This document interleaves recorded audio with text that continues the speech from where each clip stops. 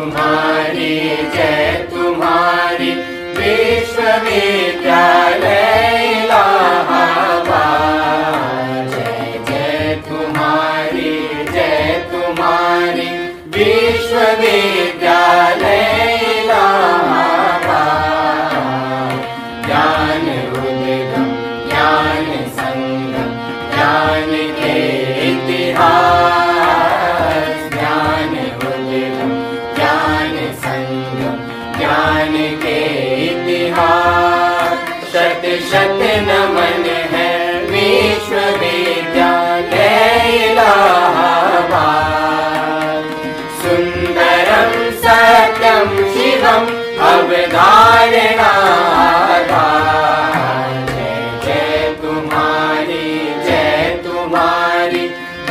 विश्वविद्यालय इलाहाबाद। जय तुम्हारी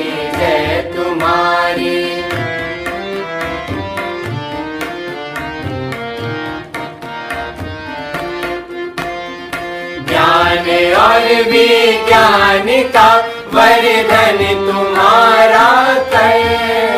साहित्य और संगीत की सेवा तुम्हारा धर्म। सबके लिए सब दिन तुम्हारा खुला शिक्षा द्वार। कर दिया तुमने सभी को योग्यता अनुसार। जय जय तुम्हारी सच्चिदानंद रूपाय विश्वोत्पत्त्यादिहेतवे तापत्रय विनाशाय श्रीकृष्णाय वयं नमः। जन्माद्यस्य यतोऽन्वयादितरतश्चार्थेष्वभिज्ञः स्वराट् तेने ब्रह्महृदाय आदिकवये मुह्यन्ति यत्सूरयः। तेजो वारिमृतां यथा विनिमयो यत्र त्रिसर्गो मृषा। धाम्ना स्वेन सदा निरस्तकुहकं सत्यं परं धीमहि। यं प्रव्रजन्तमनुपेतमपेतकृत्यं द्वैपायनो विरह कातरयाजुहाव। पुत्रेति तन्मयतया तरोभिनेदुः तं सर्वभूतहृदयं मुनिमानतोऽस्मि। ॐ पूर्णमदः पूर्णमिदं पूर्णात् पूर्णमुदच्यते पूर्णस्य पूर्णमादाय पूर्णमेवावशिष्यते। ओम शांति शांति शांति। जगत विस्तृत इलाहाबाद विश्वविद्यालय के स्नातक परास्नातक कक्षाओं के तथा शोध संवर्ग के छात्रों और छात्राओं, साथ ही इस संवर्ग में जुड़े हुए संस्कृत विभाग के वरिष्ठ छात्रों और वेदांतानुरागी सज्जनों, बहुत ही प्रसन्नता का विषय है कि हम लोग आज ईशावास्योपनिषद पर एक चर्चा आरंभ करने चल रहे हैं। आज एक बहुत महनीय दिन है। श्रीमदादि जगत गुरु शंकराचार्य की जयंती का भी यह अवसर है।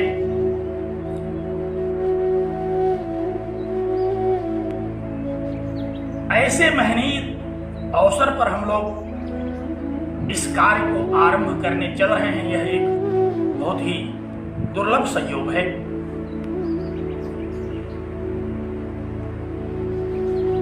भगवान शंकराचार्य ने वेद के तात्पर्य का विनिश्चय करते हुए, वेदांतों का तात्पर्य विनिश्चित करते हुए, वेदांतों पर अपने गंभीर, प्रसन्न गंभीर भाष्यों को रचते हुए जिस महनीय परंपरा का आरंभ किया, ऐसे महान भगवान शिव के अवतार श्रीमदादि जगद्गुरु शंकराचार्य की जयंती के अवसर पर हम लोग आज यह आध्यात्मिक एक कार्य आरंभ कर रहे हैं।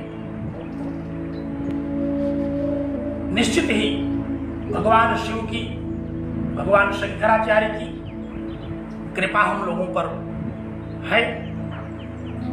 अन्यथा वर्तमान में जिस मनः स्थिति में हम लोग ग्रीष्मावकाश में बैठे, ऐसी सत्प्रेरणा का कोई अवसर नहीं था, लेकिन हमारे प्रिय छात्रों ने, मित्रों ने इस विषय में बारंबार प्रेरित किया कि आखिर हम लोग कुछ अध्यात्म चर्चा क्यों न करें। तो कुछ हमारे बड़े प्रबुद्ध छात्र इस कार्य का संयोजन करने में लग गए। एक ऐसा संवर्ग बनाया जिसमें कक्षा की कोई बाध्यता नहीं है, जिसमें सम्मिलित होने की कोई प्रतिबंध नहीं है। कोई भी, किसी भी कक्षा का छात्र, कोई भी वेदांतानुरागी इस उपक्रम में सम्मिलित हो सकता है। तो ऐसा यह महनीय कार्य एक दृष्टि से और भी बहुत आनंददायी है कि हमें कोई बाध्यता ऐसी नहीं है कि पाठ्यक्रम के बाहर नहीं जाना है अथवा किसी परीक्षा की तैयारी कराना है अथवा परीक्षा करीब है इसलिए सरसरी निगाह से जल्दी पाठ्यक्रम को पूर्ण कर देना है। हम लोग बिल्कुल निश्चिंत हैं, बिल्कुल स्वतंत्र हैं इस पर चर्चा करने के लिए, जिज्ञासा उत्पन्न करने के लिए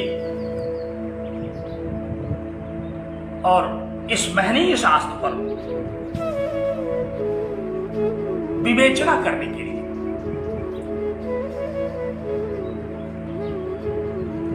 बंधुओं,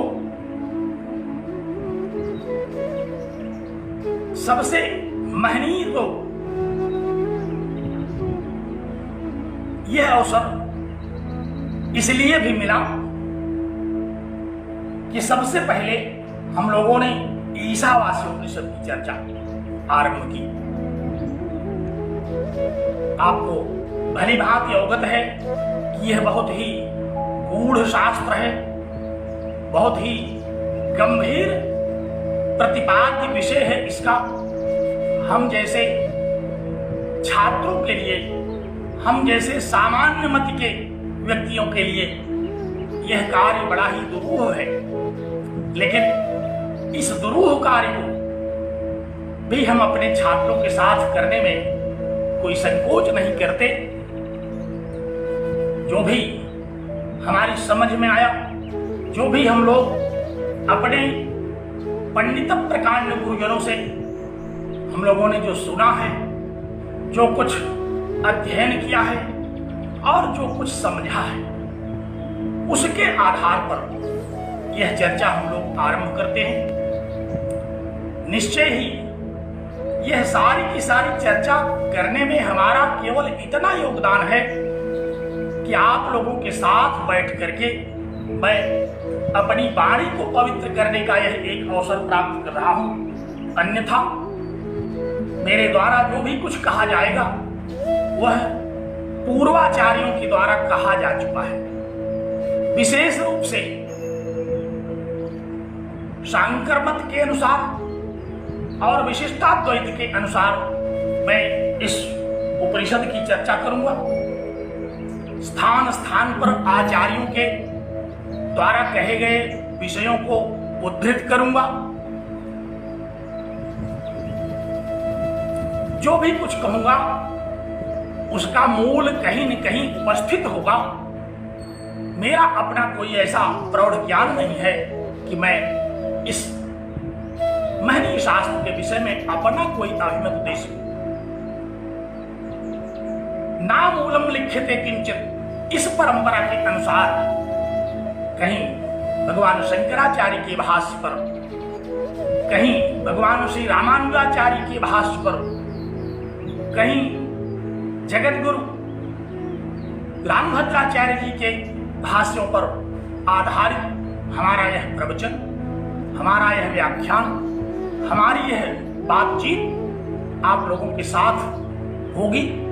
हम लोग निश्चित होकर के इस विषय में अपने अपने मन की बात भी करते रहेंगे। पाठ्यक्रम पूरा करने की कोई जल्दी नहीं है, जैसा कि हम लोगों ने कहा, तो इसलिए भी ये आनंद का विषय है। और ये एक ऐसा संवर्ग बना जिसमें बीए द्वितीय वर्ष, तृतीय वर्ष, एमए प्रीवियस, एमए फाइनल के छात्र भी हैं, वरिष्ठ प्रौढ़ छात्र जो अब प्रौढ़ विद्वान भी हो चुके हैं वे भी हैं। सबकी विचारधाराओं का यहाँ हम लोग अनुचिंतन करेंगे। उस पर हम लोग एक दूसरे से उनके विचारों को अपने विचारों के साथ शेयर करेंगे। फिर इस कार्य की सफलता का आनंद लिया जाएगा। तो अनेक दृष्टियों से यह बहुत ही आनंददायी अवसर हम लोगों को प्राप्त हुआ है। पहले भी गुरुकुलों में जब अध्ययन होते थे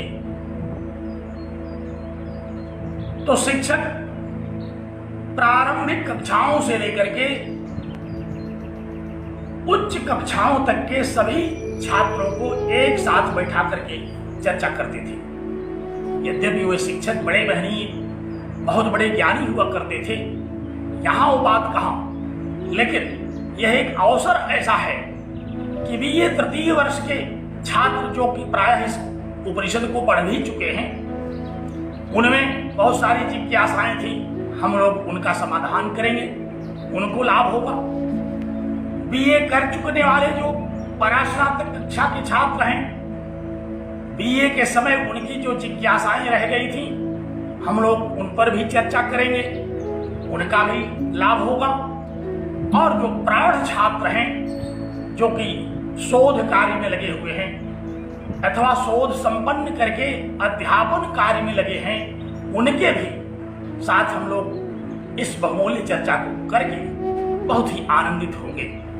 तो कई दृष्टियों से यह बड़ा महत्वपूर्ण कार्यक्रम हम लोगों का आयोजित हुआ। जिस किसी भी प्रेरणा से यह कार्य आयोजित हुआ हो, हम बारंबार ऐसी उस परम सत्ता को नमन करते हैं।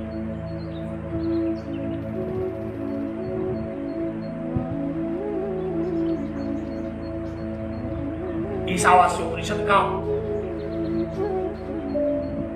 उसके मंत्रों का आरंभ किया जाए, ईशावास्य उपनिषद पर चर्चा आरंभ की जाए। इसके पहले उपनिषद शब्द पर हम लोग थोड़ी सी चर्चा कर लें। कहते किसको है उपनिषद? क्योंकि व्याख्यान का यह अवसर है तो इसे थोड़ा पूर्ण करने की भी चेष्टा करनी चाहिए, क्योंकि इसका मंगलाचरण ही है, पूर्ण शब्द से आरंभ हुआ। मंगलाचरण पर तो हम प्रथम मंत्र का जब व्याख्यान करेंगे तो उसके पूर्व चर्चा करेंगे। उसके पूर्व मंगलाचरण पर जो आचार्यों ने विविध अपने मतवाद प्रस्तुत किए उस पर मैं चर्चा करूंगा। लेकिन उपनिषद आरंभ करने के पहले, ईशावास्योपनिषद का प्रारंभ करने के पहले उपनिषद किसे कहते हैं, यह यदि हम चर्चा का विषय न बनाएं तो निश्चित ही यह हमारा वक्तव्य अपूर्ण माना जाएगा और अपूर्णता के लिए यहां कोई स्थान नहीं है। उपनिषदकार ने जिस मंत्र से इस महनी उपनिषद का आरंभ किया, ऋषि ने जिस शांति पाठ के द्वारा इस उपनिषद का आरंभ किया, वह हमें सदैव इस बात का संकेत देता रहेगा कि जो कुछ भी है वह पूर्ण है। हम पूर्ण की चर्चा करने के लिए यहां बैठे हैं, पूर्ण का अनुचिंतन करने के लिए हम यहां बैठे हैं। कोई कह सकता है कि ये तो छोटे मुंह बड़ी बात है कि पूर्ण की चर्चा हम कैसे कर सकते हैं। पूर्ण की चर्चा तो कोई श्रोत्री ब्रह्मनिष्ठ गुरु ही करता है, और ऐसे साधन चतुष्टय संपन्न किसी शिष्य को पाकर के यहां हम लोगों में से न तो कोई साधन चतुष्टय संपन्न शिष्य है और न व्याख्यान करता ही श्रोत्री ब्रह्मनिष्ठ है, तो फिर कैसे हम पूर्ण की चर्चा कर सकते हैं? कर सकते हैं क्योंकि हम इलाहाबाद विश्वविद्यालय के छात्र हैं, इसलिए साधन चतुष्टय की तरह बहुत सारी योग्यताएं हमारे हैं अंदर। इतनी प्रबल जिज्ञासा है कि इस छुट्टी में भी हम लोगों ने इतनी बड़ी संख्या में एकत्र होने का जो संकल्प लिया, यही हमारी पात्रता है।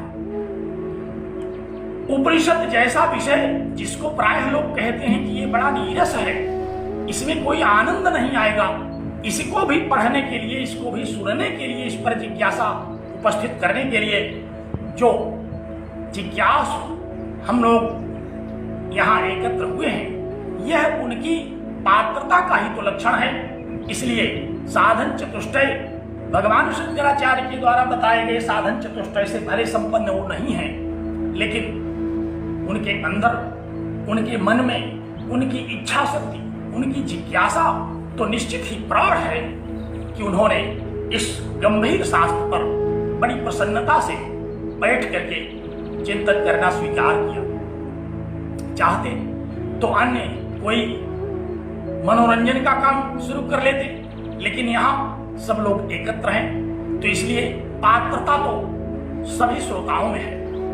प्रौढ़ छात्र भी हमारे बैठे हुए हैं, ये तो प्रौढ़ जिज्ञासु हैं। और रही बात श्रोत्री ब्रह्मनिष्ठ वक्ता की, तो श्रोत्री ब्रह्मनिष्ठ वक्ता तो नहीं है यहाँ, तो न कोई श्रोत्री है न ब्रह्मनिष्ठ ही है, क्योंकि आप जानते हैं कि श्रोत्री किसे कहते हैं। वेदांत सार का अध्ययन करते समय हम लोगों ने श्रोत्री ब्रह्मनिष्ठ शब्द को देखा, गुरुदेव ने वहां उसकी व्याख्या की कि श्रोत्री का तात्पर्य तो यह हुआ कि जिसको श्रुतियों का ज्ञान है, जो वेद वेदांग उपनिषद वाङ्मय सारे वैदिक वाङ्मय का ज्ञाता है, उसको श्रोत्री कहते हैं। और ब्रह्मनिष्ठ तो उसको कहते हैं जो ब्रह्म में स्थित हो, जो ब्रह्म ज्ञानी हो। तो यहां तो ऐसी कोई बात नहीं है। इस विषय पर चर्चा करने वाला वेदों का कोई जानकार नहीं है, सामान्य छात्र की तरह अध्ययन किया गया है। हाँ, लेकिन इस बात का गौरव जरूर है कि संस्कृत विभाग के एक से एक पंडित प्रकांड आचार्यों से हम लोगों ने सुना है, उनके साथ हम लोगों ने सत्संग किया है। और विशेष रूप से मैं तो श्रोत्री ब्रह्मनिष्ठ गुरु जगतगुरु शंकराचार्य स्वामी स्वरूपानंद सरस्वती जी महाराज का दीक्षित शिष्य भी हूं। तो भले श्रोत्री ब्रह्मनिष्ठ नहीं हूं, लेकिन श्रोत्री ब्रह्मनिष्ठ का शिष्य तो हूं ही। तो श्रोत्री ब्रह्मनिष्ठ का शिष्य होकर के पंडित प्रकांड आचार्यों की शिष्य परंपरा में अध्ययन करके जो भी कुछ मिला होगा उसको हम लोग क्यों पूर्ण न कहें। तो पूर्णात् पूर्णमुदच्यते, क्योंकि ऐसे आचार्य जो पूर्णज्ञ थे उनसे सुन करके हम लोग जो यहाँ चर्चा करेंगे वह पूर्ण ही होगी। बीए तृतीय वर्ष के छात्रों के लिए वही चर्चा पूर्ण होती है जो उनकी परीक्षा में अच्छे अंक दिला देती है। एमए के छात्रों के लिए वही ज्ञान संपूर्ण होता है जो उन्हें उनकी परीक्षा में इस तरह से जो भी कोई जिज्ञासु यहां बैठा है वह जो और जो जानेंगे हम लोग वह भी पूर्ण है। कहीं मैं अध्ययन कर रहा था, किसी ने जिज्ञासा की किसी आचार्य के समक्ष कि आखिर पूर्ण से पूर्ण कैसे पैदा होगा, और अगर पूर्ण की पूर्णता निकाल ली जाए तो पूर्ण बचेगा कैसे। एक बड़ा सामान्य सा दृष्टांत किसी आचार्य ने दिया जो हमारे स्मरण पथ पर आ रहा है। उदाहरण दिया, कहा कि जैसे मां से कोई संतान उत्पन्न होती है तो वह संतान पूर्ण होती है और मां भी पूर्ण रहती है। मां से उत्पन्न होने वाली जो संतान है वो अपूर्ण नहीं है, और न ही उस संतान को उत्पन्न करने के बाद मां में कोई अपूर्णता आ गई। यह एक बड़ा ही सांसारिक दृष्टांत हमने कहीं सुना, तो मैंने सोचा कि आपसे शेयर करूं। जैसे मां अपनी संतान को उत्पन्न करने के बाद भी पूर्ण रहती है, उसकी मातृत्व शक्ति में कहीं से कोई अपूर्णता नहीं आती, और संतान उत्पन्न होकर के भी वह भी पूर्ण रहती है, तो पूर्णात् पूर्ण मुदच्यते, पूर्ण से पूर्ण उत्पन्न होने की यह जो बात कही गई, निश्चित रूप से भले तात्विक दृष्टि से पूर्ण न हो, कोई तार्किक इसको किसी अपने तर्क से काट सकता हो, लेकिन हम लोग सामान्य मत के लोग तो इसको पूर्णता का एक दृष्टांत मान ही सकते हैं कि पूर्ण से पूर्ण की ही उत्पत्ति होगी।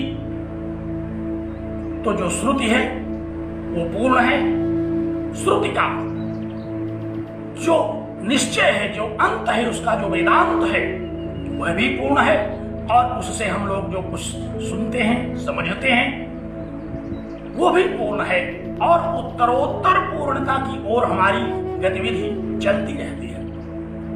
तो इस संसार में कुछ अपूर्ण नहीं है। एक आचार्य ने तो बहुत अच्छी व्याख्या की, उन्होंने सगुण और निर्गुण ब्रह्म को लेकर के पूर्ण और अपूर्ण की बात कही। उन्होंने कहा कि वह नित्य शुद्ध बुद्ध मुक्त सत्य स्वभाव निर्गुण ब्रह्म पूर्ण है, और अवतार लेने वाला जो सगुण अवतारी है, जो सगुण ईश्वर है, वह भी पूर्ण है। तो वह पूर्ण ही तो पूर्ण के रूप में उत्पन्न हुआ। इसलिए यह नहीं कहा जा सकता कि पूर्ण से पूर्ण उत्पन्न नहीं हो सकता। हम शुद्ध बुद्ध मुक्त सत्य स्वभाव निर्गुण ब्रह्म को ही पूर्ण कहते हैं। और राम के हमारे जो अवतार हुए हैं, जितने ईश्वर के अवतारों को, सभी अवतारों को हम पूर्ण ही मानते हैं। तो पूर्ण से पूर्ण उत्पन्न होता है, और पूर्ण ही पूर्ण के रूप में अभिव्यक्त होता है। तो श्रुति के पूर्ण ज्ञान से जो भी कुछ हम लोग ग्रहण करेंगे अपनी बुद्धि के अनुसार, अपनी मत के अनुसार, अपने क्षमता के अनुसार, वह हमारे लिए, आपके लिए भी पूर्ण होगा। इस पूर्णता की कामना से हम लोग इस विषय का, इस शास्त्र का, इस महनी उपनिषद चिंतन का आरंभ करते हैं, और परम पिता परमेश्वर से यह प्रार्थना करते हैं कि हम लोगों का यह सत्य संकल्प, यह संकल्प सत्य हो, और हम लोग इस अवकाश में, जो भी हमारा ग्रीष्म अवकाश है, इसमें ईशावास्य उपनिषद के सभी 18 मंत्रों पर हम लोग चर्चा करें। एक बार हम लोगों का यह जो पढ़ा हुआ है, यह पुनरावृत्ति हो जाएगी। इसका पढ़ा हुआ जो है वह पुनः में स्मरण, कुछ विस्मृत कर दिया होगा, उनका भी शास्त्र दोहरा उठेगा और यह शास्त्र हमारा तेजस्वी होगा। जैसे हम लोग मंगलाचरण करते समय कहा करते हैं, तेजस्वी नावधीतमस्तु, हमारा पढ़ा हुआ तेजस्वी हो। तो कैसे तेजस्वी होगा? इसी प्रकार तेजस्वी होगा कि हम लोग प्रतिदिन बैठ करके अपने निर्धारित समय के अनुसार इस महनीय शास्त्र पर चर्चा करेंगे और इस महनीय शास्त्र पर चर्चा करके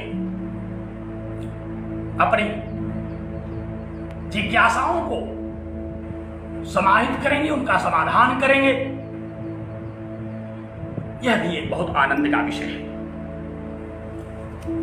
तो ईशावास्योपनिषद के वर्ण विषय, इसके प्रतिपाद्य विषय पर चर्चा आरंभ करने के पूर्व एक बड़ी संक्षिप्त चर्चा उपनिषद शब्द पर हम लोग कर ले। किसे कहते हैं उपनिषद? कक्षाओं में भी और प्रायः अनेक वक्तव्यों के अवसर पर इस प्रकार की चर्चाएं आपने सुन रखी हैं, आपको अवगत भी है। आप लोग उपनिषद शब्द का अर्थ जानते भी हैं, लेकिन कुछ ऐसे भी हमारे साथ हो सकता है जुड़े हुए हों या जुड़े, जिनके लिए हमारा यह कथन उपनिषद शब्द का जो हम विवेचन करते हैं उनके लिए उपयोगी भी हो सकता है और हम लोगों का पढ़ा हुआ तेजस्वी भी हो सकता है। तो उपनिषद किसको कहते हैं? आप लोग जानते हैं कि उपनिषद शब्द उप नि इन दो उपसर्गों के साथ सद धातु से, धातु पाठ में जिसको सद सदरी के रूप में हम लोग देखते हैं, क्विप कर्तरी, कर्ता में क्विप प्रत्यय करके उपनिषद शब्द बनता है। हम संस्कृत वालों की आदत है कि पहले किसी भी शब्द को जब सुनते हैं तो उस शब्द का ही कुछ विवेचन कर लेते हैं। तो आज उपनिषद शब्द का हम लोगों ने जो श्रवण किया, तो किसे कहते हैं उपनिषद? उप नि सदरी और क्विप, जिसमें क्विप तो प्रत्यय है। प्रत्यय किसे कहते हैं इसको बताने की आवश्यकता है। उप और नि उपसर्ग हैं। 22 उपसर्गों की चर्चा हम लोग प्रायः बीए में भी व्याकरण के समय कर लेते हैं और एमए के छात्रों के साथ भी निरुक्त में हम लोगों ने प्रबोध चर्चा की है। तो उप और नि, ये दो उपसर्गों के साथ सदर धातु से क्विप प्रत्यय करके उपनिषद शब्द बनता है।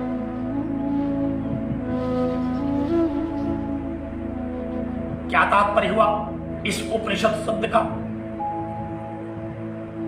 उप उपसर्ग समीप का अर्थ देता है, नि निःशेष और निश्चय का अर्थ देता है, और सदरी धातु का तात्पर्य भगवान शंकराचार्य ने विशरण, गति और अवसादन 3 तात्पर्यों का उन्होंने उल्लेख करते हुए कहा कि ये इन तीनों तात्पर्यों से युक्त जो सदर धातु है उसके ये तीनों तात्पर्य यहां संगत होते हैं। तो उप और नि उपसर्ग से सदर धातु और क्विप प्रत्यय करके जो उपनिषद शब्द बना, उसका तात्पर्य क्या हुआ? एक सामान्य तात्पर्य तो हम लोग यह जानते हैं कि उप माने गुरु के समीप,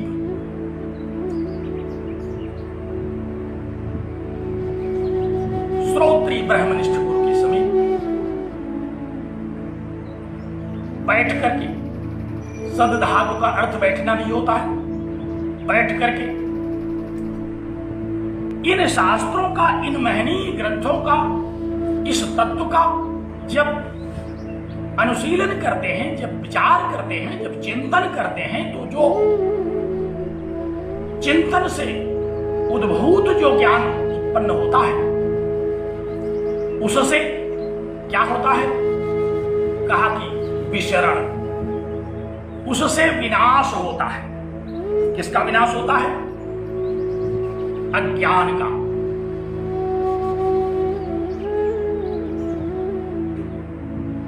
अज्ञान का विनाश होता है। अब यह अज्ञान क्या है? अज्ञान अपने आप में ही विवेचना करने के लिए एक बड़ा महनीय शब्द है। संक्षेप में यहां अज्ञान शब्द का तात्पर्य हम समझें तो अज्ञान का तात्पर्य यहां परम तत्व का ज्ञान न होना और उस परम तत्व में अयथार्थ ज्ञान होना, इसको अज्ञान कहा गया। परमात्मा का ज्ञान न होना और उस परमात्मा में जगत का ज्ञान होना, ये अज्ञान के रूप में यहां हम ग्रहण करते हैं। आगे चल करके मंत्रों के साथ जहां ज्ञान शब्द, विद्या और अविद्या शब्द की चर्चा होगी, वहां हम इस पर विस्तार से चर्चा करेंगे। तो अज्ञान का विनाश करता है विशरण। स्वयं भगवान श्री शंकराचार्य जी ने उपनिषद शब्द की व्याख्या अपने भाष्य में की। आपको स्मरण होगा, कठोपनिषद का भाष्य आरंभ करने के पहले भगवान शंकराचार्य ने उपनिषद शब्द की व्याख्या की।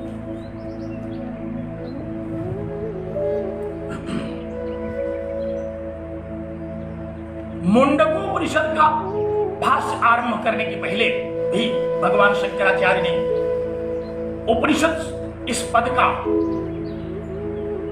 विवेचन किया, इसकी व्याख्या की। उन्हीं के शब्दों में हम लोग अगर इसको समझें तो बड़ी प्रामाणिक बात होगी। मुंडकोपनिषद के आरंभ में भगवान शंकराचार्य ने उपनिषद शब्द का जो अर्थ बताया, क्या है वह अर्थ? कहा कि यह इमाम ब्रह्म विद्याम उपयंती आत्मभावेन, जो इस ब्रह्म विद्या को जानता है, जो इस उपनिषद को आत्मभाव से स्वीकार करता है, श्रद्धा भक्ति पुरस्सराः सन्तः, श्रद्धा भक्ति से युक्त होकर के जो इस शास्त्र को अवगत करता है, इस शास्त्र को, उपनिषद शास्त्र को, उपनिषद में वर्णित जो अध्यात्म शास्त्र है, उपनिषद में वर्णित जो परम तत्व है, उस परम तत्व को जो जिज्ञासु, जो साधन चतुष्टय संपन्न व्यक्ति श्रद्धा भक्ति पुरस्सर होकर के, श्रद्धा पूर्वक और भक्ति पूर्वक, श्रद्धा और भक्ति बड़े महनीय शब्द है ये। भक्ति माने विश्वास पूर्वक। जो भी उपनिषदों में ऋषियों ने कहा है वह परम सत्य है। इस सत्य को धारण करना ही भक्ति कहते हैं। भक्तिर विश्वास, भक्तिर भजनम विश्वास। आचार्यों ने कहा कि भक्ति का तात्पर्य ही विश्वास होता है।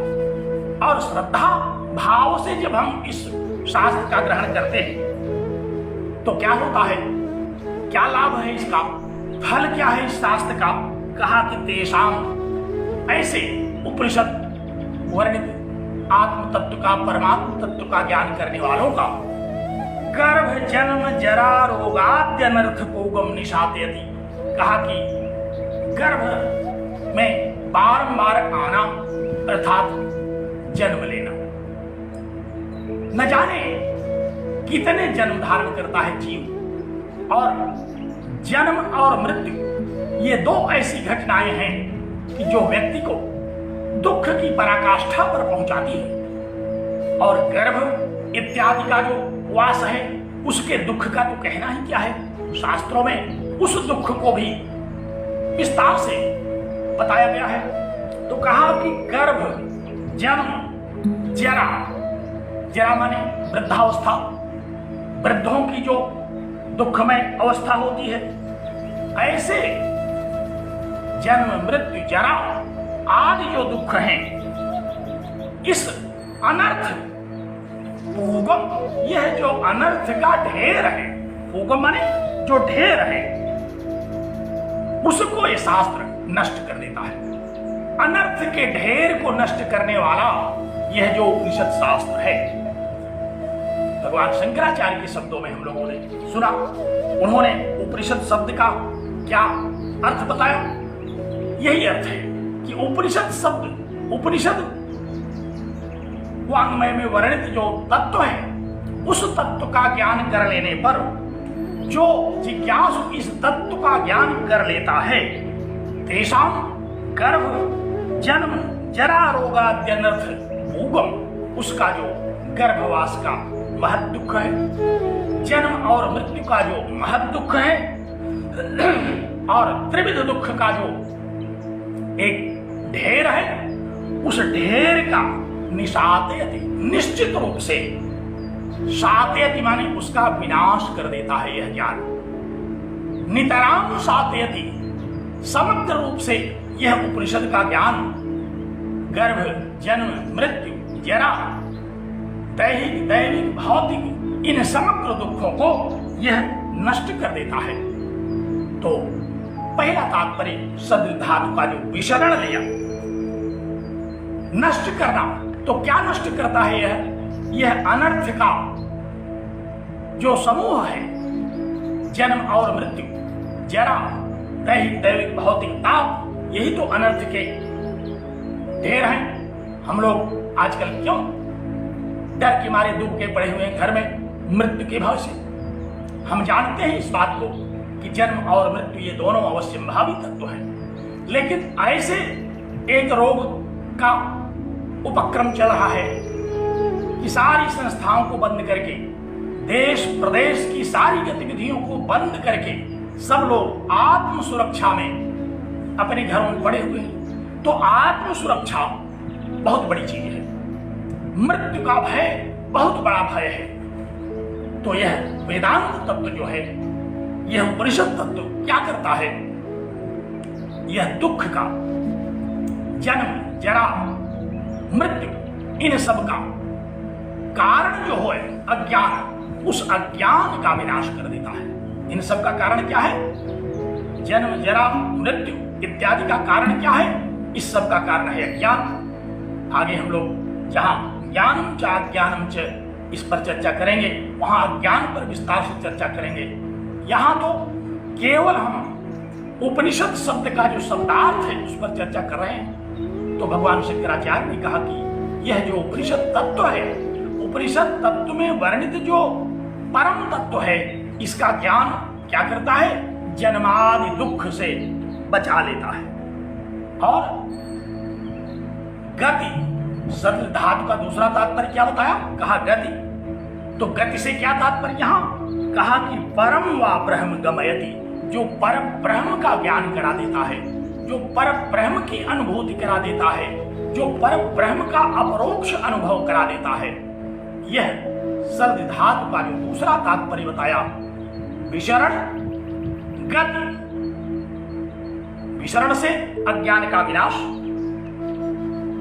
जन्म जरा मृत्यु इत्यादि के मूल कारण का ही विनाश, ये विशरण से तात्पर्य लिया। और गति, परमात्मा की ओर गति हो जाती है, परमात्मा का ज्ञान हो जाता है। गति शब्द का एक अर्थ हम लोग ज्ञान भी लेते हैं, कई बार प्रयोग करते हैं कि शास्त्र में इनकी बड़ी गति है। गति क्या तात्पर्य? क्या शास्त्र के ज्ञानी, शास्त्र का ज्ञान है इनको। तो यहाँ गति शब्द से तात्पर्य क्या है?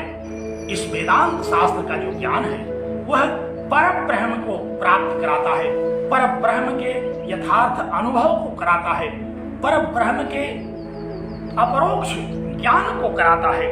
और तीसरा कहा कि अविद्यादि संसार कारणम व अत्यंतम अवसादयति, कहा कि संसार का जो कारण है, संसार का जो कारण है, न केवल जन्म मृत्यु और जरा का ही, बल्कि इस जगत का जो कारण है अविद्या, उस अविद्या का ही विनाश कर देती है। तो ऐसा यह उपनिषद शब्द जो कि उप, नि और सदृ धातु से कुछ प्रत्यय करके बना, आचार्यों ने कहा कि यहाँ कुछ प्रत्यय कर्तरी अर्थ में लगा, अर्थात यह करता है। क्या करता है? ये अज्ञान का विनाश करता है। जगत के मूल कारण स्वरूप जो अज्ञान है उसका विनाश कर देता है। गर्भ, जन्म, जरा, मृत्यु इत्यादि की जो अनर्थ परंपरा है इसका यह विनाश कर देता है और गति माने परम तत्व की ओर गति कर देता है, परम तत्व का ज्ञान करा देता है। ऐसा है यह उपनिषद शब्द, जिसमें उप, नि और सद धातु से क्विप प्रत्यय करके आचार्यों ने इसको निष्पन्न माना। तो उपनिषद शब्द बड़ा महनीय है, उपनिषद तत्व बड़ा महनीय है और उपनिषद का तात्पर्य बड़ा महनीय है।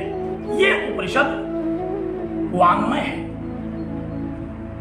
बड़ी लंबी परंपरा है उपनिषदों की, जिसमें मुख्य रूप से भगवान शंकराचार्य ने जिन पर भाष्य लिखा, एकादश उपनिषद, ईशके निकट प्रश्न मुंड मांडूक्य ऐतिरेय छांदोग्य बृहदारण्यक आदि जो एकादश उपनिषद हैं, हम लोग उनको प्रमुख उपनिषद मानते हैं। वैसे तो उसके बाद वैदिक साहित्य के इतिहास में उपनिषदों की संख्या मुक्ति को उपनिषद में तो लगभग 179 उपनिषदों की चर्चा आई और अन्य अनेक ऐसे संदर्भ ग्रंथ देखने को मिले जहां लगभग 225 उपनिषदों की चर्चा आई।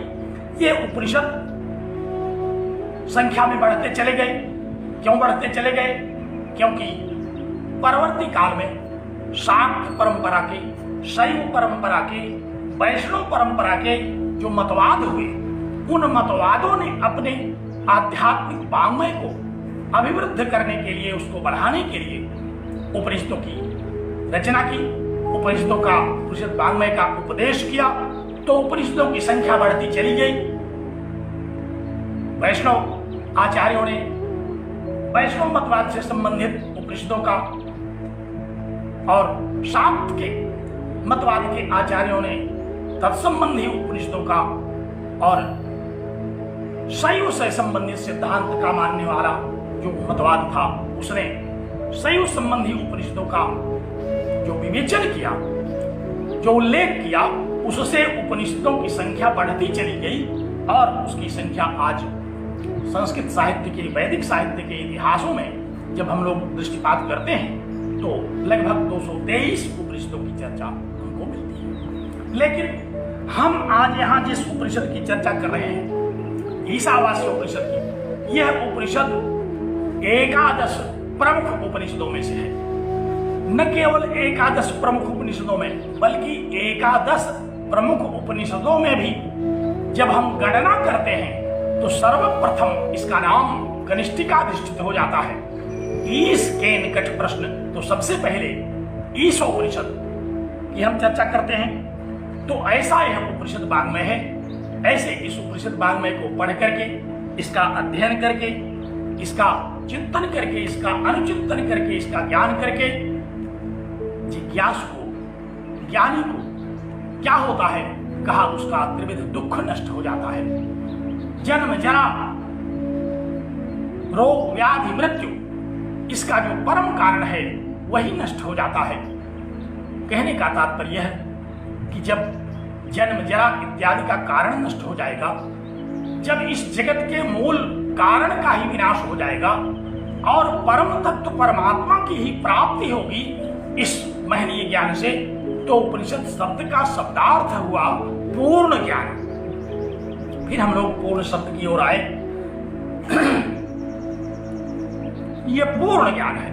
तो ऐसा यह शास्त्र है जिसको कि पूर्ण ज्ञान के रूप में हम मानेंगे। भगवान शंकराचार्य ने अपने कठोपनिषद भाष्य के भी आरंभ में इस बात की चर्चा की। वहां भी उन्होंने कहा, उपनिषद शब्द का निर्वचन किया और उन्होंने ये भी कहा कि जो उपनिषद ग्रंथ हैं हमारे, उनको भी हम श्रद्धा पूर्वक, भक्ति पूर्वक, क्योंकि इन ग्रंथों का अध्ययन करने से हमारे अज्ञान का विनाश होता है, इन ग्रंथों का अध्ययन करने से हमें ज्ञान की प्राप्ति होती है, इन ग्रंथों का अध्ययन करने से हमें जगत के परमात्मा के विवेक की प्राप्ति होती है।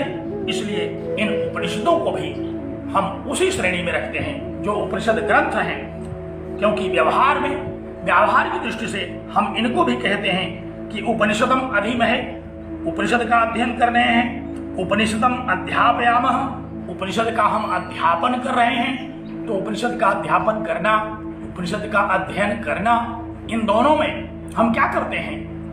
हम वही करते हैं जो परम तत्व का चिंतन है, वही उपनिषद का अध्ययन है। तो इस प्रकार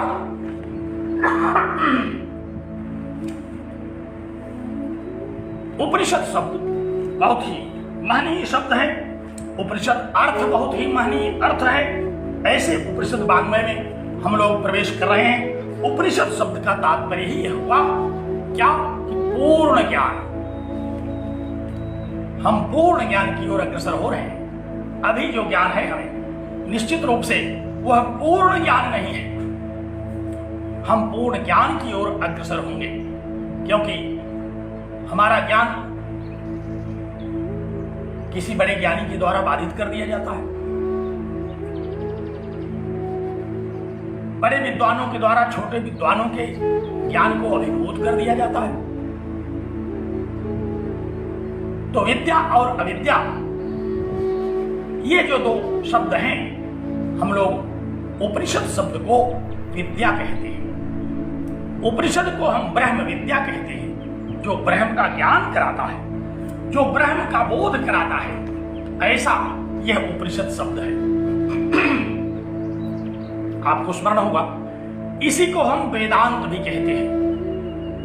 वेदांतो नाम उपनिषद प्रमाणम, उपनिषद ही वेदांत में प्रमाण स्वरूप हम ग्रहण करते हैं। तो ये जो वेदांत है, इन सारे उपनिषदों का एक सामूहिक नाम। जब हम ईशावास्योपनिषद कहते हैं तो एक उपनिषद का बोध होता है, जब हम कठोपनिषद कहते हैं तो एक उपनिषद का बोध होता है। इसी प्रकार केन, मुंड, मांडोक्य इत्यादि उपनिषदों का जब हम पृथक पृथक उच्चारण करते हैं तो एक एक उपनिषद का बोध होता है। लेकिन जब हम वेदांत कहते हैं तो सभी उपनिषदों का यह एक पूर्ण बोध होता है। वेदांत शब्द का तात्पर्य भी वही है, उपनिषद। और शब्दार्थ की दृष्टि से जब हम वेदांत पर चर्चा करते हैं तो वेदांत माने वेद का अंत, माने निश्चय। अंत का अर्थ तो आप जानते हैं, अंत होना, अंतिम भाग होना। और भगवान की कृपा से यहाँ हम लोग जिस उपनिषद का आरंभ करने चल रहे हैं तो शब्दार्थ भी यहाँ संगत हो रहा है। ये यजुर्वेद का अंतिम भाग है। तो ऐसे वेदांत का, जिसमें वेदों का अंतिम भाग, जिसमें वेदों का निश्चय, जिसमें वेदों का निश्चितार्थ, वेदों का जो निर्गलितार्थ है, उस पर हम चिंतन करते हैं। ऐसे महनीय शास्त्र को उपनिषद कहते हैं, ऐसे महनीय शास्त्र को वेदांत कहते हैं। कहने का तात्पर्य क्या हुआ वेदांत का कि वेद का, वेद माने ही ज्ञान होता है। वेद का शब्दार्थ हम लोग ज्ञान मानते हैं। तो ज्ञान का भी ज्ञान, अर्थात वेद का जो निश्चितार्थ है, तो ज्ञान का भी ज्ञान क्या होगा? ज्ञान का भी ज्ञान वही होगा जिसको हम पूर्ण ज्ञान कह सकते हैं। तो ये एक ऐसा महनीय शास्त्र है जो हमें पूर्ण ज्ञान कराने की ओर प्रेरित करता है। तो उपनिषद शब्द, वेदांत शब्द, और इसी को हम लोग ब्रह्म विद्या भी कहते हैं। इसे हम ब्रह्म विद्या कहते हैं। आपको स्मरण होगा, भगवद गीता के प्रत्येक अध्यायों में भगवद गीता के लिए भी वहां ब्रह्म विद्या शब्द आया। तो ब्रह्म विद्या माने जो ब्रह्म का ज्ञान कराए, ऐसा जो शास्त्र है। और वेदांत के अंतर्गत हम लोग देखते हैं कि बड़ा विशाल वाङ्मय है। वेदांतो नाम उपनिषद प्रमाणम तदुपकारिणी शारीरिक सूत्रादीनि च।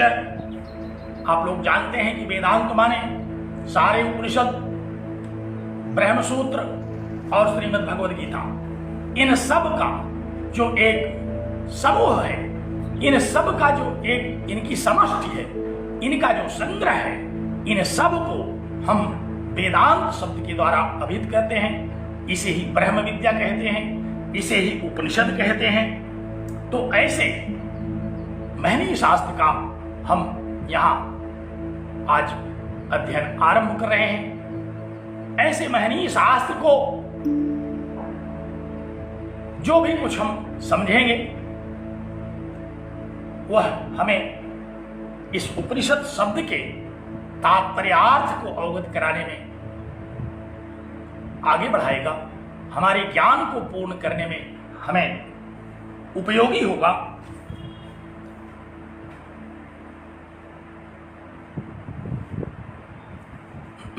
तो आपने उपनिषद शब्द का श्रवण किया। उपनिषद किसे कहते हैं, उपनिषद शब्द का निर्वचन क्या है, उपनिषद को ही वेदांत भी कहते हैं, उपनिषद को ही ब्रह्म विद्या भी कहते हैं, यही पराविद्या है। ऐसे उपनिषद वाङ्मय में से हम लोग एक उपनिषद को यहां ग्रहण करते हैं, जो है ईशावास्योपनिषद। इस ईशावास्योपनिषद का चिंतन, इसका अनुशीलन हम लोग आरंभ करेंगे। आप जानते हैं कि इसमें कुल 18 मंत्र हैं।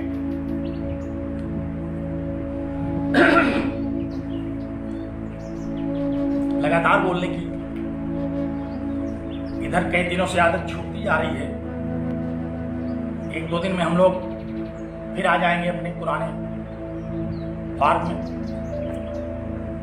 तो इस उपनिषद में कुल कितने मंत्र हैं? आप जानते हैं कि कुल 18 मंत्र हैं। हम लोगों के परम गुरु प्रोफेसर आद्या प्रसाद मिश्र जी ने इसके 2 संस्करणों का उद्धरण अपनी पुस्तक में किया है, जिसमें कुछ संस्करणों में 17 मंत्र ही हैं, लेकिन उन्होंने स्वयं अपनी पुस्तक में 18 मंत्र दिया। और हम लोगों के समक्ष जो पुस्तक है वो 18 मंत्रों वाली पुस्तक है। और हम यही जानते हैं कि 18 मंत्र ही ईशावास्योपनिषद में है। तो 18 मंत्र सबसे छोटा उपनिषद है, केवल 18 मंत्र। लेकिन महत्व की दृष्टि में यह छोटा नहीं है, महत्व की दृष्टि में तो यह सबसे महनीय है। 18 पुराणों का निचोड़ है इसमें। 18 पुराणों में महर्षि व्यास ने जिस परम तत्व की चर्चा की, 18 पुराणों के द्वारा महर्षि व्यास ने जिस परमात्म तत्व का उपदेश किया, वह सारा का सारा इन 18 मंत्रों में है। 18 अध्यायों वाली श्रीमद् भगवद गीता में भगवान श्री कृष्ण ने जो उपदेश किया वह इन 18 मंत्रों में है। तो महत्व की दृष्टि से, महिमा की दृष्टि से, गणना क्रम की दृष्टि से जब हम गणना करते हैं तो सबसे पहले ईशोपनिषद का नाम लेते हैं। इसकी महत्ता की दृष्टि से जब हम विचार करते हैं तो 18 मंत्रों के होने के कारण 18 पुराणों से, 18 अध्यायों वाली भगवद गीता से हम अधिक महनीय इस शास्त्र को मानते हैं। और ईशावास्यमिदं सर्वम, इस मंत्र में ईशावास्य इस पद से आरंभ किया ऋषि ने, इसीलिए इसका नाम ईशावास्योपनिषद रखा गया। ईशोपनिषद भी हम इसे कहते हैं। तो इस दृष्टि से, मंत्र की दृष्टि से हम जब इस पर विचार करते हैं तो 18 पुराणों से तुलना करते हैं, 18 अध्यायों वाली श्रीमद् भगवद गीता से तुलना करते हैं। और इतना ही नहीं, हम इसके प्रतिपाद्य विषय पर जब पहुंचते हैं तो वहां भी ईशोपनिषद में प्रथम मंत्र जो है ईशावास्यमिदं सर्वं यत्किंच जगत्याम जगत् तेन त्यक्तेन भुञ्जीथाः मां हृदय कस्य सिद्धनम्, यह जो मंत्र है, ये महामंत्र है, ये महावाक्य है। इस मंत्र की व्याख्या स्वयं उपनिषदकार ने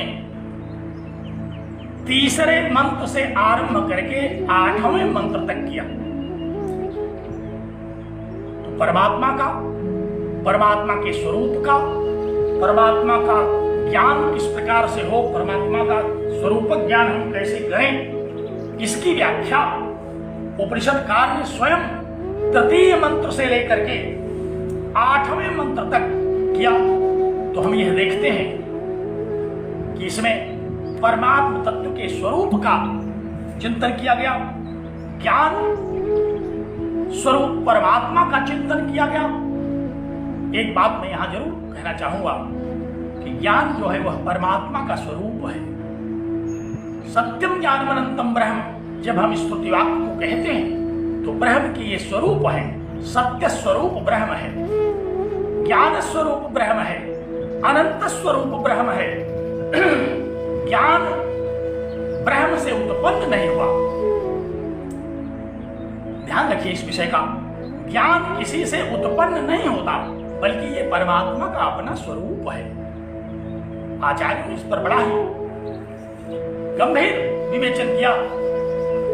कहा गया कि यदि हम यह मान लें कि ज्ञान भगवान से उत्पन्न हुआ, भगवान ने ज्ञान की रचना की, तो समस्या यह खड़ी हो जाएगी कि ज्ञान होने के पहले भगवान के पास, ज्ञान उत्पन्न होने के पहले भगवान के पास ज्ञान था कि नहीं था, और अगर था तो फिर उन्होंने किसकी रचना की, और अगर नहीं था तो जिसके पास ज्ञान ही नहीं होगा वो ज्ञान की रचना क्या करेगा।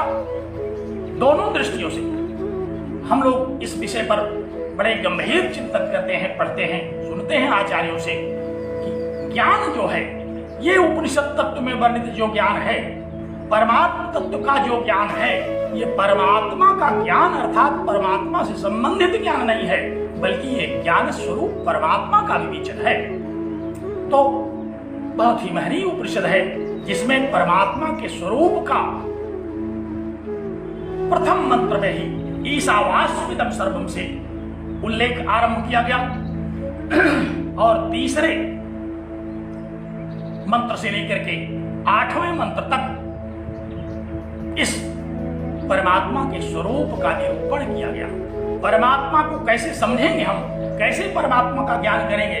जब हम किसी भी वस्तु का ज्ञान करते हैं तो पहले उसके स्वरूप को जानते हैं। किसी के विषय में जब हम परिचय प्राप्त करते हैं तो उसके आकार प्रकार को, उसके व्यक्तित्व को, उसकी विशेषताओं को जानते हैं। तो जब हमें ब्रह्म ज्ञान होगा, जब ये उपनिषद तत्व हमें ब्रह्म के विषय में बताएंगे, तो ब्रह्म का स्वरूप क्या होगा, यह स्वरूप ब्रह्म का ज्ञान स्वरूप है। और इसी स्वरूप का विवेचन ईशावास्य उपनिषद में प्रथम मंत्र से उद्धृत किया। इसीलिए ये महावाक्य है। परमात्मा का सबसे पहले परमात्मा के विषय में सूचना दिया इस उपनिषद ने। परमात्मा है,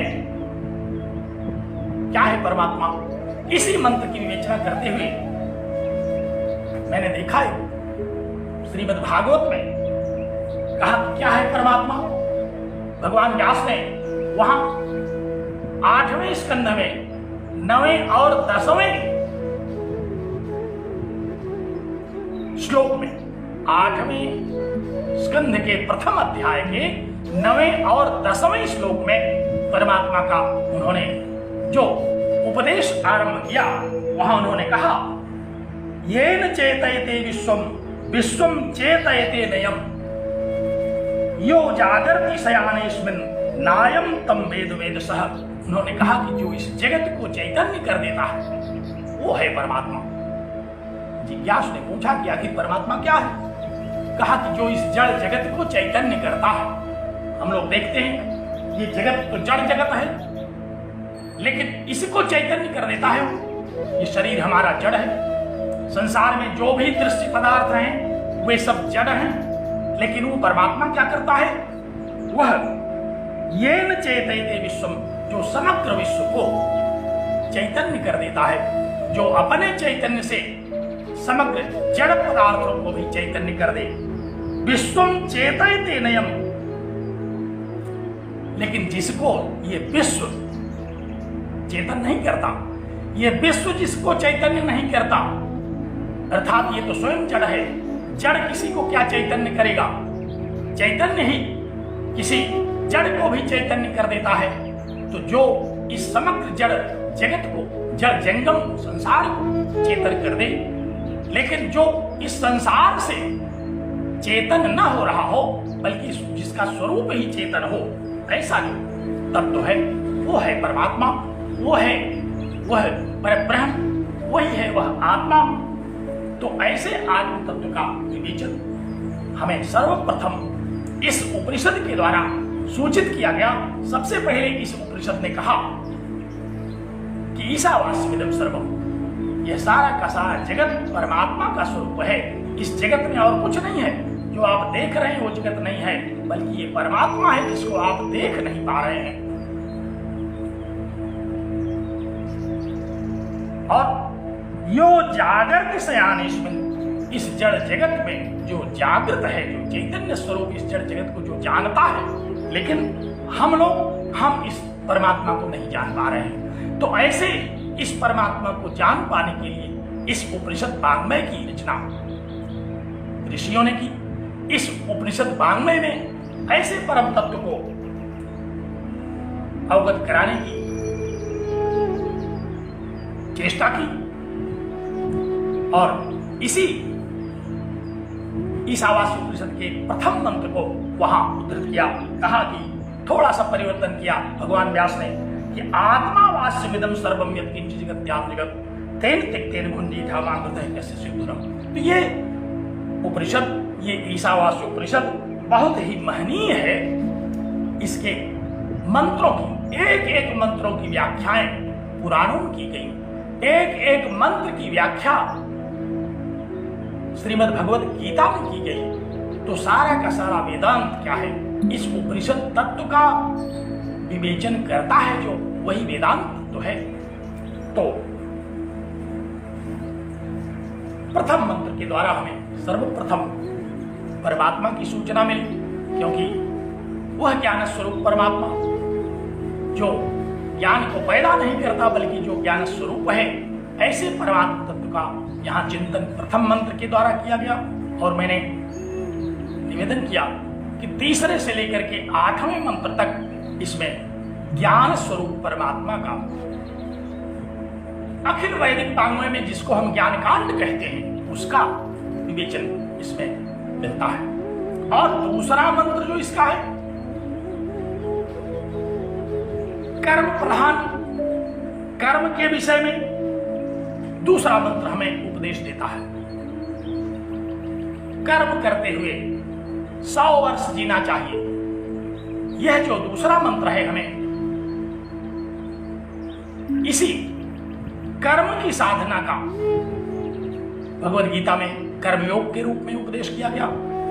पुराणों में इसी कर्म की साधना को कर्म और भक्ति के रूप में इसका उपदेश किया गया।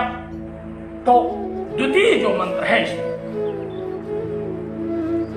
कुर्वन्नेवेहि कर्माणि जीविषेत् शतक्रतुं समाः, कर्मों को करते हुए 100 वर्ष तक जीने की इच्छा करनी चाहिए।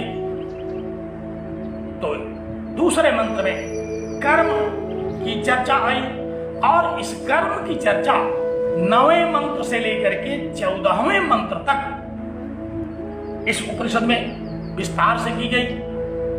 ध्यान से सुनिए, इस उपनिषद में ज्ञान स्वरूप परमात्मा की चर्चा, जिसका संदर्भ प्रथम मंत्र में आया, उसकी व्याख्या तीसरे मंत्र से लेकर के 8वें मंत्र तक की गई। और दूसरे मंत्र में जिस कर्म की चर्चा आई, उस कर्म के विषय में 9वें मंत्र से लेकर के 14वें मंत्र तक उसकी चर्चा की गई।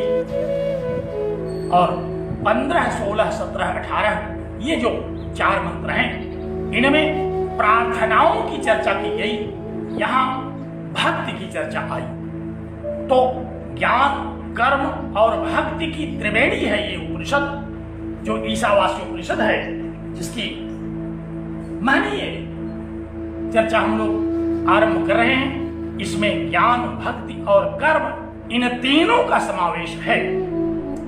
प्रथम मंत्र में ज्ञान, द्वितीय मंत्र में कर्म, और इसी से कर्मों से ही जुड़ा हुआ भक्ति कर्म, जिसका समीक्षकों ने इस रूप में विवेचन उपस्थित किया तो ऐसे 18 मंत्रों वाली इस उपनिषद में हम लोग ज्ञान की भी चर्चा करेंगे, कर्म की भी चर्चा करेंगे और भक्ति की भी चर्चा करेंगे। जैसे भगवद गीता में ज्ञान योग, कर्म योग और भक्ति योग की चर्चा करते हैं, उसी तरह से इस उपनिषद में भी तीनों का संगम है। यहाँ भक्ति, ज्ञान और कर्म, इन तीनों पर हम लोग उन मंत्रों में जो व्याख्यान किए गए उस पर चर्चा करेंगे। तो इस प्रकार एक संक्षिप्त जो प्रतिपाद्य विषयता है इस उपनिषद की, हमने उस पर संकेत किया, उसको हमने निवेदन किया। आज प्रथम दिन है उपनिषद का। 5 बजे से 6 बजे तक का हम लोगों ने समय निर्धारित किया था। तो आज की चर्चा अब यहीं हम संपन्न करते हैं। कल हम पुनः इसके मंगलाचरण पर चर्चा करेंगे और फिर मंगलाचरण के आगे एक एक मंत्र पर चर्चा करने की बड़ी दृढ़ इच्छा है, संकल्प है। अगर आप लोग इसी प्रकार उत्साहपूर्ण रूप से जुड़े रहे तो इस अवकाश में हम लोग इन सभी मंत्रों पर यथामति चर्चाएं करेंगे और जो भी ज्ञान हमारा होगा वो पूर्ण से उद्गत पूर्ण ही होगा। तो अंत में पुनः मंगलाचरण हम करते हैं। ओम पूर्णमदः पूर्णमिदं पूर्णात् पूर्णमुदच्यते पूर्णस्य पूर्णमादाय पूर्णमेवावशिष्यते। ओम शांति शांति शांति। इसी के साथ आप सभी लोगों को बहुत धन्यवाद और साधुवाद कि आप इतनी दृढ़ इच्छा शक्ति के साथ हमारे साथ इस कार्यक्रम के आरंभ में जुड़े हुए हैं। आप लोगों को बहुत बहुत साधुवाद। परमपिता परमेश्वर महायोगेश्वर भगवान श्री कृष्ण आप सबका कल्याण करें, आप स्वस्थ और निरोग हों। धन्यवाद, नमस्कार।